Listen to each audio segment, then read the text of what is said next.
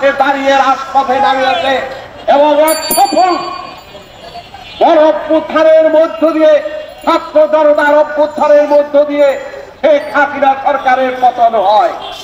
আজকে প্রায় 1 বছর চলল স্বৈরাচারী শেখ হাসিনার পতনের পর 8ই আগস্ট ডক্টর ইউনূসের নেতৃত্বে ইন্টারিম সরকার প্রতিষ্ঠিত হয়েছে।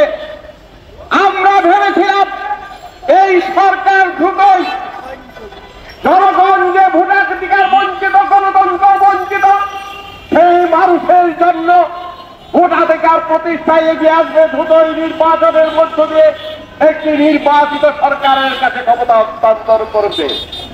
আমরা ভেবেছিলাম এই সরকার ছাত্ররা যে এই কোটার কারণে মেধাবীরা যে বঞ্চিত ছিল, সেই কোটার অবসান হবে এবং ছাত্ররা মেধার ভিত্তিতে চাকরির সুযোগ পাবে।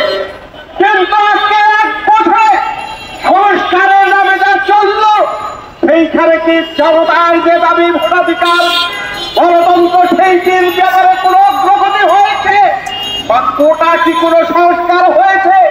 আমরা শুনতে পাই আমাদের যুবনেতা বলেছেন যে চাকরিতে নিয়োগ হচ্ছে, সেইখানে কোন স্বচ্ছতা নেই, জবাবদিহিতা নাই।